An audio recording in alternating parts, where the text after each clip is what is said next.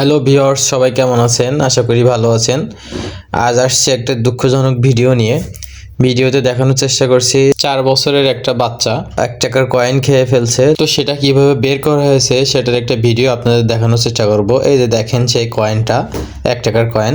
তো এটা বের করছেন আমাদের সুদক্ষ স্যার, ডাক্তার দেবপ্রসাদ অধিকারী স্যার।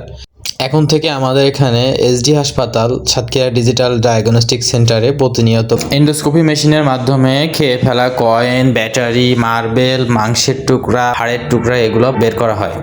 এন্ডোস্কোপির মাধ্যমে পাকস্থলীর পলিপ অপারেশন করা ইত্যাদি আমাদের এখানে এখন থেকে প্রতিনিয়ত হচ্ছে। তো দেখেন এই যে সেই কয়েনটা, এখন এই কয়েনটা নেটের মতো একটা যন্ত্র দিয়ে ধরা হবে। দেখেন এটাকে নেট বলে। এই যে দেখেন স্যার চেষ্টা করছে, স্যারের সাথে ছিলাম আমি অ্যাসিস্টে। তো এই যে দেখেন এই যে এটা একটা জালি দিয়ে ধরা হলো, এবার আস্তে আস্তে এটা বের করে আনা হচ্ছে। দেখেন এটা স্যার অনেক দক্ষতার সহিত করে থাকেন। তো আপনারা যারা এরকম সমস্যায় পড়বেন অবশ্যই আমাদের শরণাপন্ন হবেন, তাহলে আমরা আমাদের দিক থেকে যথেষ্ট চেষ্টা করব আপনাদের বেটার সেবা দেওয়ার। আমাদের ঠিকানা আবারও বলে রাখি, Satkhira digital diagnostic centre and SD হাসপাতাল, নতুন জজ কোর্টের পাশে।